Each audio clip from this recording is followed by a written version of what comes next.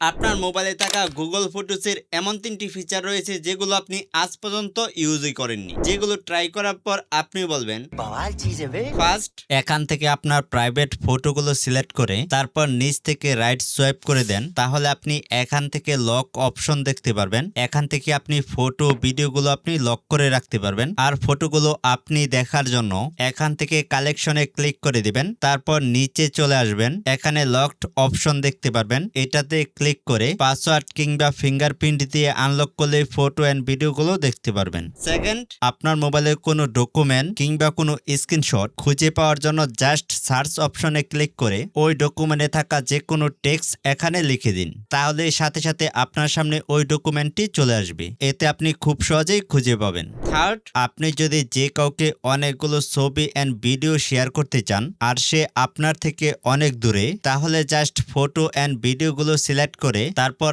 Add বাটনে click করে এখান থেকে অ্যালবাম ক্রিয়েট করে নেবেন। এখন আপনি এই ফটো এন্ড ভিডিওগুলো ডাইরেক্টলি লিংক শেয়ার করতে পারবেন কিংবা কিউআর কোড সেন্ড করতে পারবেন। এতে সে যত দূরেই থাকুক না কেন এই ফটো এন্ড ভিডিওগুলো দেখতে পারবে এন্ড ডাউনলোড করতে পারবে। তো এখনই ট্রাই করতে পারেন আর আপনার ফ্রেন্ডসকেও শেয়ার করে দিতে পারেন।